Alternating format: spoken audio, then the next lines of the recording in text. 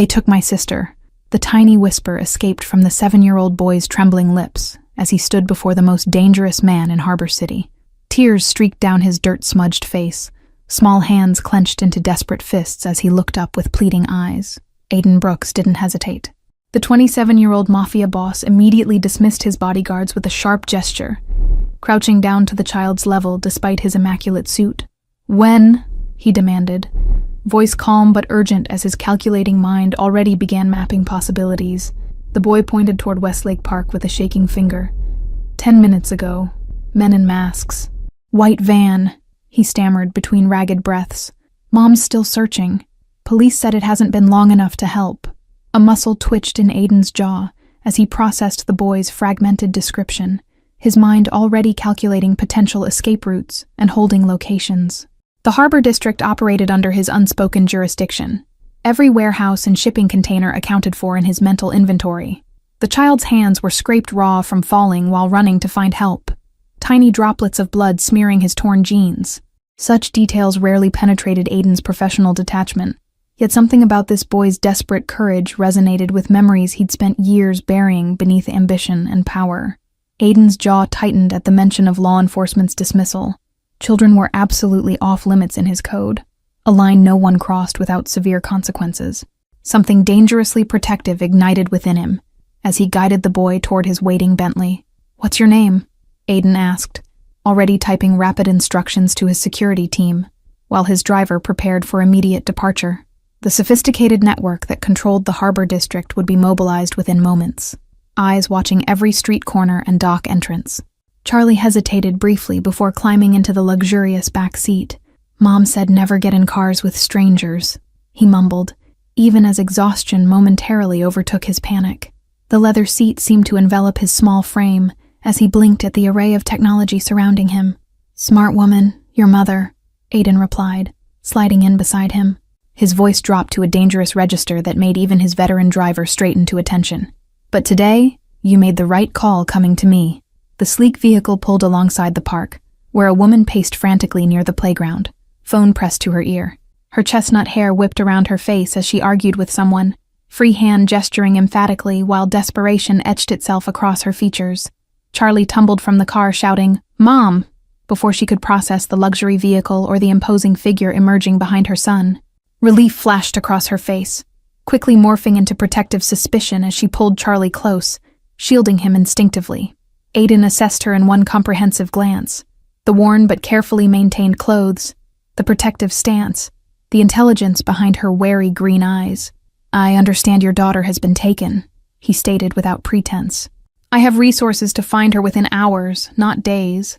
The woman's grip tightened on her son's shoulders, wariness battling with desperation. "Why would you help us?" she asked, voice barely steady as she fought to maintain composure. The stranger before her radiated power and danger in equal measure. Charlie looked up at his mother with surprising conviction. "He made calls and everyone listened, Mom. He can find Zoe." The child's simple assessment of power cut through adult complexities, focused only on what mattered, bringing his sister home. Aiden maintained a respectful distance, recognizing her maternal instinct to protect her remaining child from potential threats. "Every minute counts in these situations," he explained, keeping his tone measured. "My resources aren't constrained by protocols or jurisdictions. I'm Rebecca," she finally offered, decision made as she extended her hand with surprising steadiness. Time was slipping away, and whatever this man's motives, he represented Zoe's best chance. "She's 12, has braces, and was wearing a red hoodie." Aiden's phone buzzed with incoming information as they spoke. Security cameras caught a partial plate heading east toward the industrial district, he announced, already guiding them toward his vehicle with newfound urgency. "We have a 20-minute window before they reach the docks." Rebecca climbed into the unfamiliar luxury car, keeping Charlie pressed against her side as the vehicle accelerated smoothly into traffic. Her mind raced through scenarios, each more terrifying than the last as she fought to maintain composure for her son's sake. "Do you have a photo?" Aiden asked, his attention divided between his phone and the distraught mother beside him. His network was already scanning traffic cameras across the eastern corridor, while teams positioned themselves strategically throughout the harbor. With trembling fingers, Rebecca unlocked her phone and pulled up a recent picture of Zoe. Her daughter's smile beamed from the screen, braces gleaming and eyes crinkled with happiness, completely unaware of the danger that would find her just days later. The photo captured Zoe mid-laugh during their weekend hike at Blue Ridge Overlook, her auburn hair catching sunlight through forest canopy. Rebecca remembered that moment vividly, their rare day off together, picnic lunch packed despite tight finances, the children's delight at simple pleasures she struggled to provide consistently. Aiden studied the image with unexpected tenderness, his analytical gaze softening momentarily as he absorbed details beyond mere identification purposes. "She has your smile," he observed quietly, the personal comment slipping through his professional facade before he returned to tactical planning. "Perfect," Aiden murmured, immediately sending the image to multiple contacts with encrypted instructions. His efficiency spoke of experience with urgent situations, though Rebecca couldn't bring herself to question exactly what kind of emergencies this man typically handled. The car turned sharply toward the industrial district, leaving behind residential comforts for increasingly gritty surroundings. Rebecca stared out at abandoned warehouses and shipping containers, her anxiety mounting as she realized how many hiding places existed in this labyrinth. "Why Zoe?" Aiden asked suddenly, eyes narrowing as he considered potential motivations. "Random kidnappings are rare," he continued, watching Rebecca's reaction carefully, especially with this level of planning and execution. Rebecca shook her head, bewilderment evident in her expression. "We're nobody," she whispered, the painful truth of their ordinary struggles spilling out. "I work 2 jobs just to make rent in a decent school district. We don't have money for ransom." Charlie leaned forward from his mother's protective embrace, his young face suddenly serious. "The man watching us at school last week had the same van," he stated with childlike certainty. "I told Zoe, but she said I was being dramatic." Rebecca's head snapped toward her son, shock evident in her widened eyes. "What man, Charlie? Why didn't you tell me someone was watching you?" The revelation added another layer of horror to an already unbearable situation.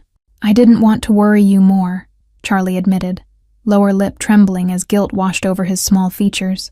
"You already work so much and come home tired." Zoe said she'd handle it. Aiden exchanged a meaningful glance with his driver as new information altered their approach. "Targeted, not opportunistic," he stated flatly, already adjusting parameters on his phone. "That changes our search pattern and narrows potential locations." The car slowed as they approached a section of warehouses near the eastern dockyard. Aiden's phone lit up with an incoming message that made his expression darken dangerously. "They've switched vehicles, but we caught them on a security camera 3 minutes ago." Rebecca pressed her fingertips against cold window glass, staring at the maze of industrial buildings before them. "She must be so scared," she whispered, the thought of her daughter's terror threatening to unravel her fragile composure completely. Charlie's small hand slipped into his mother's, squeezing with surprising strength. "The man who took her was big, but Mr. Aiden is scarier," he stated with absolute conviction, his childlike assessment bringing an unexpected moment of hope to the desperate situation. Aiden directed his driver to stop at a strategic distance, unwilling to alert the kidnappers to their approach.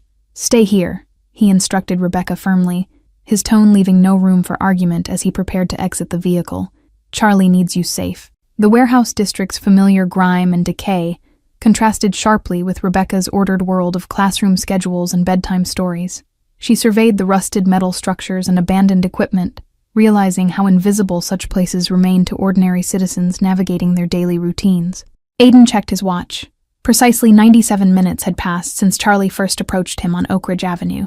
In his experience, the first 2 hours of a kidnapping determined survival odds with mathematical precision, each passing minute diminishing chances by calculable percentages that he refused to share with Rebecca. "I'm coming with you," Rebecca countered immediately, maternal determination overriding any sense of self-preservation. Her eyes locked with his, challenging the man who clearly wasn't accustomed to having his orders questioned. "She's my daughter." Something resembling respect flickered across Aiden's features, before he nodded once, retrieving a sleek phone from the car's console. "Take this. Direct line to me," he explained, already coordinating with his team through his earpiece. "First sign of trouble, you take Charlie and run." The industrial complex sprawled before them like a rusted maze, the setting sun casting long shadows between abandoned equipment and weathered buildings. Aiden moved with practiced stealth, signaling for Rebecca to follow his path exactly as they advanced. 2 of Aiden's men emerged silently from different directions, acknowledging their boss with subtle nods, before pointing toward a warehouse at the far edge of the property. The fading daylight glinted off something metallic as one passed Aiden, a compact object Rebecca couldn't identify. 3 men inside, the taller security operative reported in a low voice, maintaining a professional distance from Rebecca and Charlie. Girl is in the northeast corner, appears unharmed but restrained.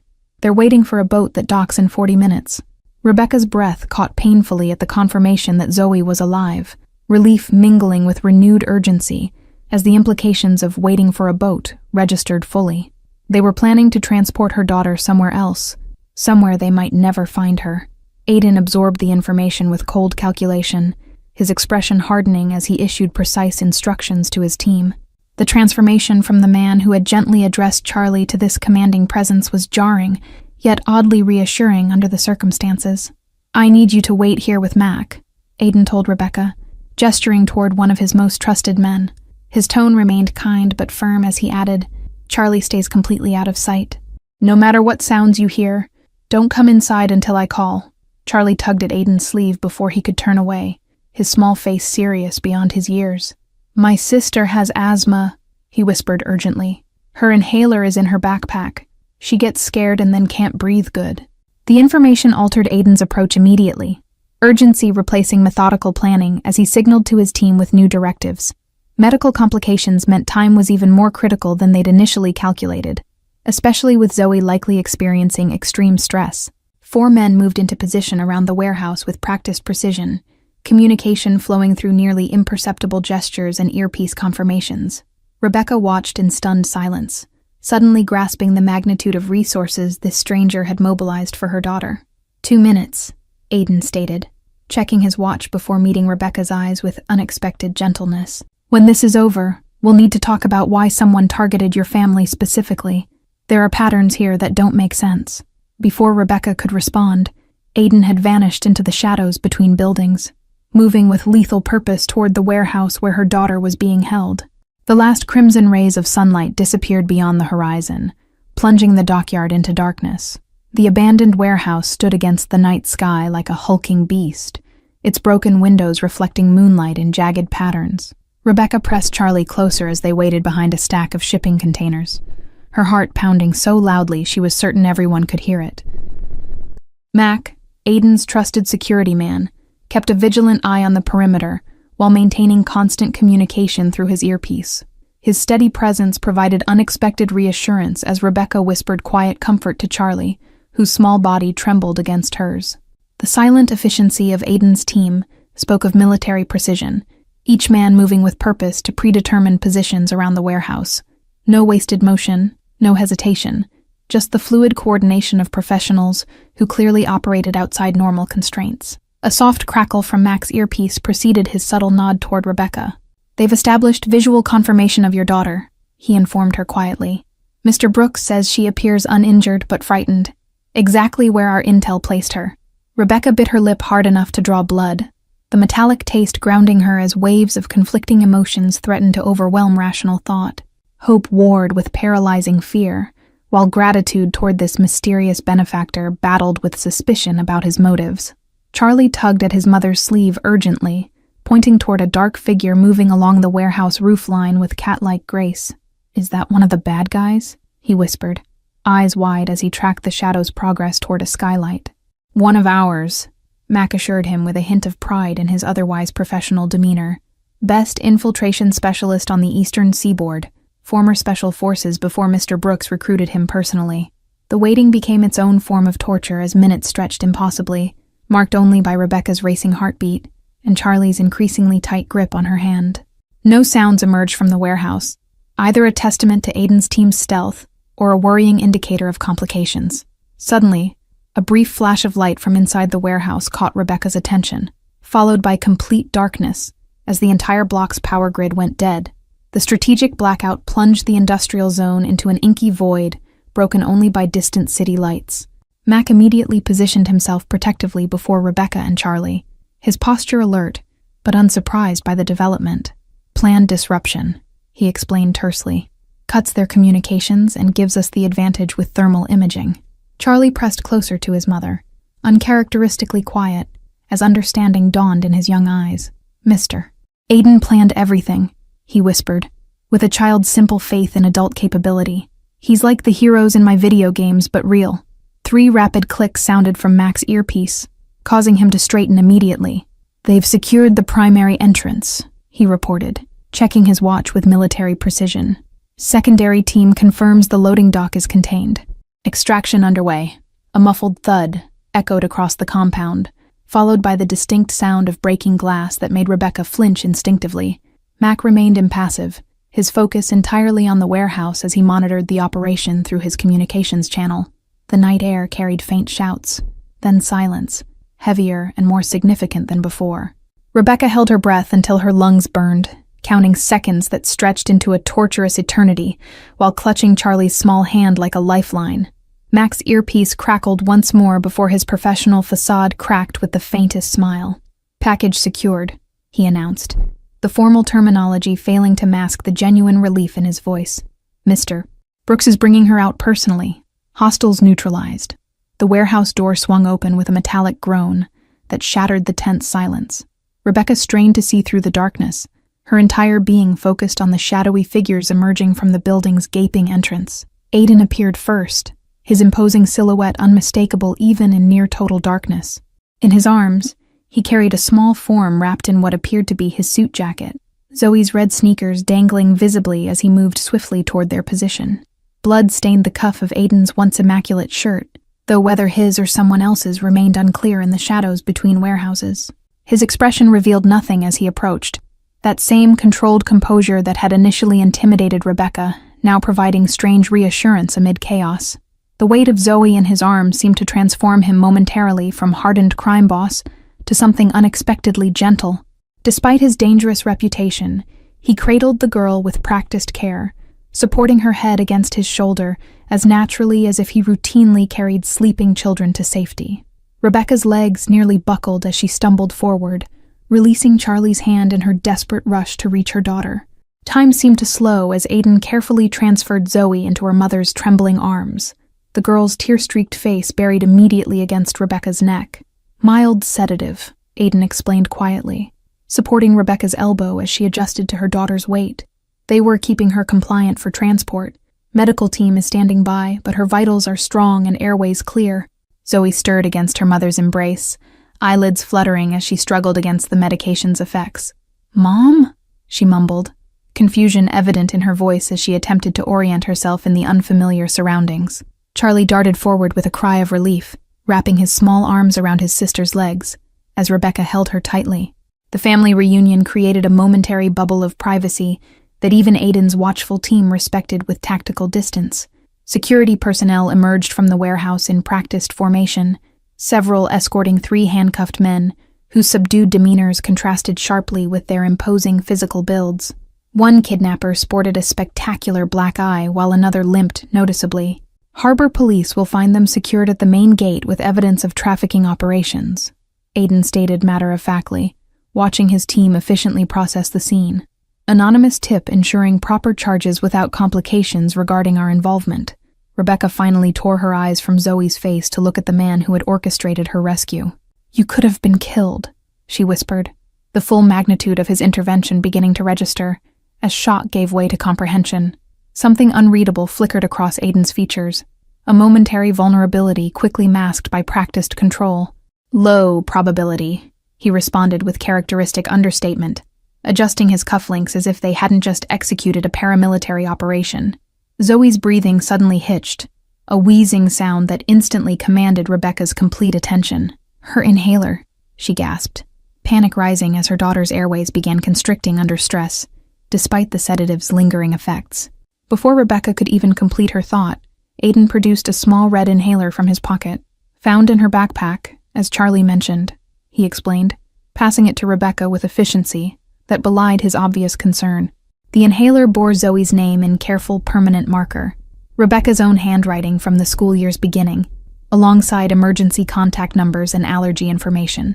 This small, ordinary object, connecting their normal life to this extraordinary night, created a surreal bridge between separate worlds colliding in crisis. Aiden's hand lingered near Rebecca's slightly longer than necessary during the exchange, the brief contact communicating support beyond words. His resources might control half the city, yet this moment revealed a different kind of power, the quiet strength required to remain steady when others faltered. With practiced movements born from years managing her daughter's condition, Rebecca administered the medication while murmuring reassurances. The familiar routine created a strange moment of normalcy amidst the extraordinary circumstances of their reunion. A sleek medical vehicle approached silently, its lights purposely dimmed to avoid drawing attention to the operation. Two professionals emerged with emergency equipment, moving with the same disciplined efficiency that characterized all aspects of Aiden's organization. Aiden conferred briefly with his security team before returning to Rebecca's side. "We need to move quickly," he advised, gesturing toward a different vehicle than the one they'd arrived in. "This location is compromised, and your daughter needs proper medical assessment." The journey from the industrial complex to Aiden's secure medical facility passed in a blur of streetlights and whispered reassurances. Zoe remained drowsy but stable, her head resting in Rebecca's lap, while Charlie maintained a protective grip on his sister's hand. "The men who took Zoe," Rebecca finally asked, voice low to avoid disturbing her children. "Who were they? What did they want with my daughter?" The question had burned within her since the moment Charlie delivered the devastating news of his sister's abduction.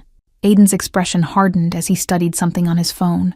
Surveillance images and identification documents that painted a disturbing picture. Human trafficking operation with connections to an international syndicate targeting specific demographics for overseas clients. Rebecca's face drained of color as the horrific implications sank in. "You mean they were going to—" She couldn't complete the sentence, her mind refusing to verbalize the nightmare fate Aiden's intervention had prevented for her daughter. "They never had a chance," Aiden stated with quiet certainty, his tone leaving no doubt about what would have happened to anyone attempting to harm Zoe once he became involved. The underlying danger in his voice should have frightened Rebecca. Instead, it reassured her. The medical facility occupied the entire top floor of an unmarked building in Harbor City's financial district, its state-of-the-art equipment rivaling any hospital emergency room. Professional staff greeted them with practiced efficiency, immediately focusing on Zoe's condition. Charlie refused to leave his sister's side, his young face set with determination that brooked no argument from even the most experienced medical personnel. "I'm staying with her," he declared, climbing onto the examination bed despite protocols clearly designed to prevent exactly that. Rebecca watched as physicians conducted thorough examinations, confirming that beyond mild sedation and emotional trauma, Zoe had escaped physical harm. The competence surrounding them reinforced her growing realization about the extent of Aiden's influence and resources. Aiden maintained a respectful distance from the medical procedures, engaged in quiet conversation with his security chief, while occasionally glancing toward the family with an expression Rebecca couldn't quite decipher. Something beyond professional obligation reflected in his watchful gaze.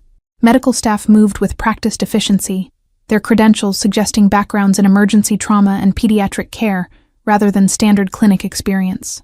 Rebecca wondered briefly how many gunshot wounds and suspicious injuries these professionals had treated without documentation, their skills apparently reserved exclusively for Aiden's organization.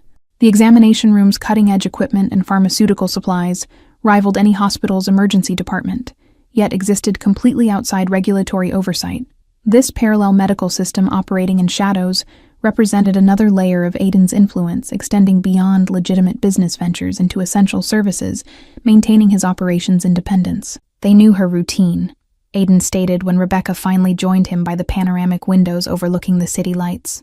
"The park, her asthma, the timing between your jobs, all indicating surveillance over multiple weeks before making their move." Rebecca pressed her palms against cool glass, steadying herself against revelations that continued to shatter her perception of their ordinary life. "But why us? We're completely unremarkable. I teach elementary school and wait tables. We barely make ends meet." Aiden hesitated, clearly weighing how much information to share while respecting her fragile emotional state. "Your former husband's gambling debts," he finally explained, watching her reaction carefully. "He owed significant sums to dangerous people before disappearing 2 years ago." The revelation struck Rebecca like physical blow, memories of her ex-husband's promises and subsequent abandonment taking on sinister new dimensions. "He left us with nothing," she whispered, anger displacing shock as pieces aligned into horrifying clarity. "They took Zoe as payment," Aiden confirmed, his controlled tone failing to completely mask his disgust at the arrangement. "Your daughter for canceled debt. Standard practice in certain circles when conventional collection becomes impossible." Charlie appeared beside them, his small hand slipping into Aiden's with natural trust that momentarily stunned the hardened crime boss. "Thank you for saving my sister," the boy said simply, exhaustion evident in his drooping shoulders, but gratitude shining in his eyes. The next morning found them in Aiden's penthouse, overlooking Harbor City's glittering skyline, the children sleeping peacefully in a guest suite after their ordeal. Rebecca cradled a steaming cup of coffee between trembling hands, the adrenaline crash leaving her exhausted, yet unable to rest. "Your husband worked for me briefly," Aiden revealed, breaking the contemplative silence as he joined her by the floor-to-ceiling windows. "Low-level accounting position. Access to financial data but not operations. He skimmed funds, assuming we wouldn't notice." Rebecca's bitter laugh held no humor, as pieces of her past rearranged themselves into painful new patterns. "Classic Scott, always looking for easy money without consequences," she murmured, memories of unexplained cash gifts and sudden disappearances gaining sinister context. The city sprawled below them like a living entity, early morning fog rolling in from the harbor as Aiden studied her reaction with careful assessment. "When he disappeared, we assumed he'd met with an unfortunate accident, not uncommon in his circles. Instead, he left us as collateral," Rebecca concluded, anger flaring briefly before dissolving into weary resignation. Typical that even his absence would eventually endanger his children. Parental responsibility was never his strong suit.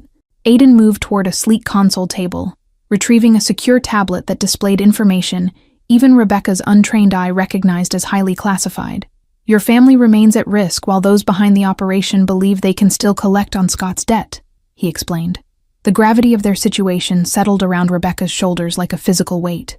"We can't go home, can we?" she asked softly, already knowing the answer, yet needing to hear it confirmed. "Our entire life is compromised." "Not permanently," Aiden assured her, unexpected gentleness in his tone as he outlined their options. "My security team has secured your apartment and retrieved essential items. The children's school has been informed of a family emergency requiring temporary absence." Rebecca set her cup down with deliberate care, turning to face the man who had irrevocably altered her family's trajectory within hours of meeting them. "Why are you helping us? Not just the rescue, but all of this protection afterwards. What do you gain?" Something shifted in Aiden's usually guarded expression, a flash of genuine emotion before his practiced composure reasserted itself. "My sister was taken when I was 9, he admitted, the revelation clearly costing him considerable effort. Nobody came for her. Understanding dawned across Rebecca's features as she saw beyond the powerful exterior to the wounded child who had shaped this man's code. "I'm sorry," she whispered simply. No platitudes or empty comfort, just acknowledgement of a shared pain across very different lives. The penthouse intercom chimed softly, interrupting the moment of unexpected connection. "Sir, Mr. Harrison reports that we've identified the organization's local leadership. Financial trails confirm international connections as suspected," his security chief announced. Aiden's expression hardened as he returned to the coldly efficient leader Rebecca had glimpsed during the rescue operation. "Tell Harrison to implement Protocol 7, full surveillance, asset freeze, and information extraction," he directed, voice dropping to that dangerous register. Rebecca shivered involuntarily at the transformation. This version of Aiden existed in a world of consequence beyond her comprehension. Protocol 7 undoubtedly involved methods she'd rather not contemplate, yet these same ruthless capabilities had saved her daughter when conventional protection failed completely. The duality created uncomfortable cognitive dissonance, gratitude intertwined with moral uncertainty, as she recognized that traditional boundaries between right and wrong blurred when protecting loved ones. The system had failed her family while this man who operated outside its constraints had moved heaven and earth within hours of meeting them. Charlie appeared in the doorway, hair tousled from sleep, and eyes still heavy with exhaustion from the previous day's trauma. "Zoe's asking for pancakes," he announced with the resilience unique to children, adapting to their extraordinary circumstances with remarkable flexibility. "Chef makes excellent blueberry pancakes," Aiden responded without hesitation, immediately shifting from ruthless strategist to attentive host. "I believe there's chocolate milk in the refrigerator as well, a critical accompaniment to proper breakfast pancakes." 3 weeks passed in the safety of Aiden's heavily secured penthouse, a strange interlude where normalcy gradually rebuilt itself within extraordinary circumstances. The children adapted quickly, Zoe's nightmares diminishing as Aiden's personal therapist helped her process the trauma. Rebecca marveled at the transformation in her usually reserved daughter, as she watched Zoe excitedly showing Aiden her science project through the office doorway. The girl who had once been paralyzed by shyness now confidently explained chemical reactions to one of Harbor City's most feared men. Charlie had appointed himself Aiden's unofficial assistant, trailing him through the penthouse with notepad in hand, solemnly recording important business stuff with the dedicated seriousness only a 7-year-old could maintain. More surprising was Aiden's patient indulgence of the arrangement. "Your organization runs more legitimate businesses than I expected," Rebecca commented one evening as they reviewed documents from her remote teaching position. The school had been surprisingly accommodating about her family emergency, unaware she was residing with the city's most powerful crime boss. Aiden's rare smile briefly transformed his usually stern features as he considered her observation. "Empire diversification. Critical for longevity and stability," he explained, the business terminology contrasting with the warmth in his eyes as he watched Charlie constructing an elaborate fort in the living room. Rebecca had begun noticing these moments of unguarded humanity with increasing frequency. How he checked Zoe's inhaler supplies daily, remembered Charlie's dinosaur preferences, or ensured Rebecca's favorite tea was always stocked.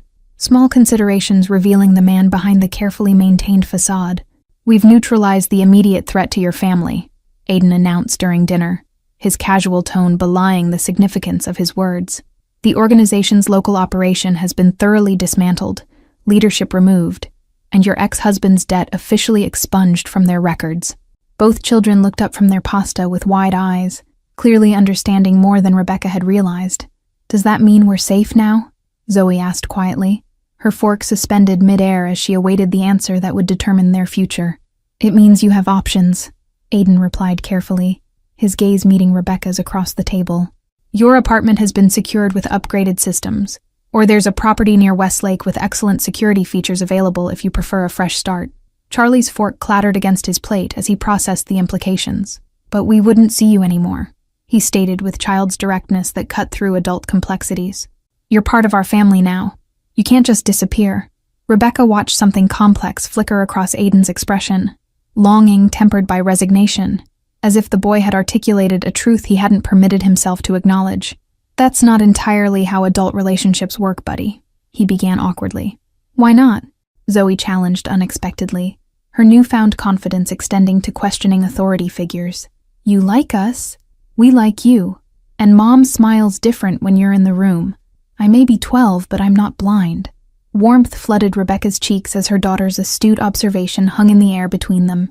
"Perhaps this conversation requires adult privacy," she suggested, mortification battling with something dangerously close to hope as she met Aiden's startled gaze. Later that evening, after the children had finally surrendered to sleep, Rebecca found Aiden on the penthouse terrace, silhouetted against the city lights. "They've grown attached to you," she offered softly, joining him at the railing. "Not just gratitude, genuine attachment. They deserve stability, normality, everything my life can't offer," Aiden responded, conflict evident in his unusually unguarded expression. "Your daughter deserves school dances and science fairs without armed security scanning for threats." Rebecca studied his profile in the ambient city glow, seeing beyond the power and danger to something unexpectedly vulnerable. "Perhaps what they deserve is happiness and protection, both of which you've provided more effectively than anyone in their lives." Aiden reached for her hand, a gesture so uncharacteristically uncertain it revealed volumes about his internal conflict. "My world doesn't forgive weakness or vulnerability," he admitted quietly, thumb tracing absent patterns across her knuckles. "Yet seeing you with the children has made me question priorities I once considered immutable." The harbor lights reflected in the whiskey he'd barely touched, amber liquid catching city glow as Rebecca contemplated the extraordinary circumstances that had brought them to this moment. A dangerous man standing at a crossroads, contemplating a path he'd never considered viable, one involving school recitals and family dinners alongside his empire of carefully calculated power. Streetlights illuminated the subtle changes in Aiden's expression as her words penetrated carefully constructed defenses. For someone accustomed to transaction-based relationships and loyalty purchased rather than earned, the children's genuine attachment represented unfamiliar territory navigated without his usual strategic advantage. The penthouse terrace offered panoramic views of Harbor City's glittering skyline, the same streets where Aiden had built his empire through calculated decisions and controlled violence. Yet Rebecca sensed that despite commanding vast resources and wielding significant influence, true connection had remained elusive until a desperate boy approached him on a suburban street. The transition happened gradually, then suddenly, Rebecca and the children returning to a new home near Westlake Park, while maintaining a connection with Aiden that defied conventional definition. Security systems, driver services, and weekend visits created a strange bridge between their worlds. "You're dating a Mafia boss," her colleague Jennifer whispered incredulously during lunch break, having spotted Aiden's distinctive car at school pickup the previous day. "The same man whose name makes hardened criminals cross the street when he's approaching." Rebecca stirred her coffee thoughtfully, no longer shocked by the dual nature of the man who had become central to their lives. "I'm dating Aiden," she corrected gently. "The man who reads Charlie bedtime stories using different voices for each character and checks Zoe's science homework." 3 months into their unconventional relationship, Rebecca stood in Aiden's walk-in closet, adjusting his tie for a rare formal event he'd invited her to attend. "Your associates will have opinions about your involvement with a kindergarten teacher," she noted, smoothing the Italian silk with careful fingers. "My associates' opinions ceased mattering the moment a 7-year-old boy trusted me to save his sister," Aiden replied, capturing her hands in his. "Some choices transcend business considerations. You and the children have become non-negotiable priorities." The charity gala represented Rebecca's first official appearance in Aiden's public world, her elegant burgundy dress a stark contrast to her usual practical wardrobe. Whispers followed them across the ballroom, as Harbor City's elite reassessed the power dynamics of a man they feared appearing genuinely captivated by a woman from outside their privileged circle. "Brooks has gone soft," a business rival muttered to his companion, voice carrying just far enough for Aiden to overhear as they passed. Domestic bliss dulling his edge, playing family man with some rescue project and her kids. Rebecca felt Aiden tense beside her, his hand tightening momentarily around hers before relaxing with deliberate control. "Not worth the cleaning bill for my suit," he murmured in her ear, his restraint more telling than any confrontation about how his priorities had shifted. Later that evening, as they swayed together on the dance floor, Rebecca observed the careful distance maintained by other attendees, respect and fear creating a perimeter around them, even in the crowded ballroom. "Is it always like this for you?" she asked softly. "Isolation is typically an occupational advantage," Aiden admitted, his usual guardedness softened by the intimacy of their dance. "Until recently, I considered it a necessary component of effective leadership, rather than a sacrifice." The evening ended abruptly when Aiden's security chief approached with urgent information requiring immediate attention, a familiar interruption in their developing relationship. "Family emergency," Aiden explained to his business associates with newfound ease in the deception. Rebecca waited in the car, concern mounting as Aiden engaged in intense conversation with his team outside the venue. His expression remained controlled, but she had learned to read the subtle indicators of serious trouble in his posture and gestures. "Your ex-husband has resurfaced," Aiden explained, once they were moving through the city streets, his calm delivery failing to mask the danger implicit in his words. "Scott apparently feels sufficient time has passed to attempt collecting on information he stole before disappearing." Fear flashed briefly across Rebecca's features before resolving into determined anger. "He doesn't get to disrupt our lives again," she stated firmly, years of single-parenting hardship having forged unbreakable protective instincts. "The children have finally found stability and happiness." Aiden studied her with newfound appreciation, recognizing the steel beneath her gentle exterior that had first drawn him beyond mere obligation. "I've always handled threats efficiently," he noted with careful neutrality. "However, given your involvement, I wanted to discuss options rather than proceed unilaterally."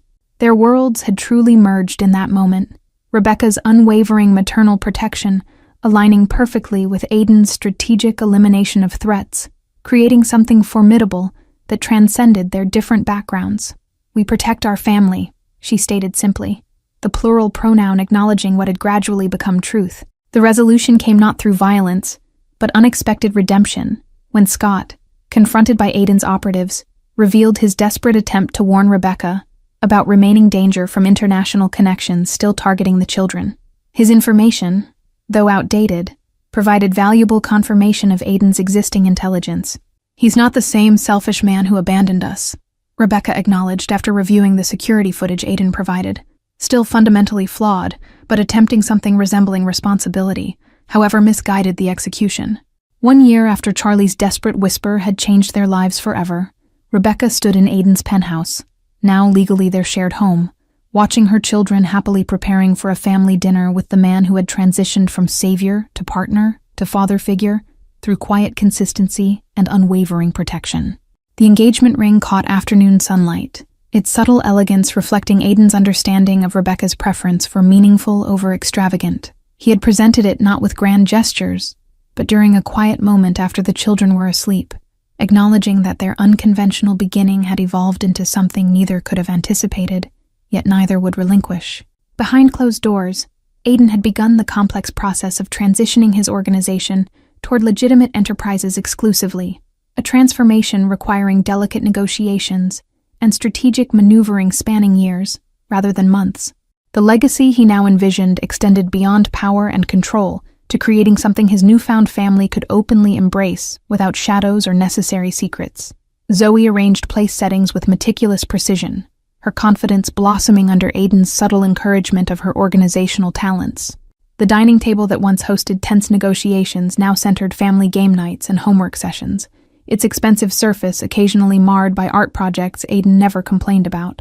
Charlie proudly demonstrated his newly acquired chess skills, explaining strategies with exaggerated seriousness, while Aiden listened with genuine interest rather than feigned patience. The boy who once whispered desperately for help now moved through rooms with secure belonging, his nightmares replaced by ambitious plans involving Aiden's patient mentorship.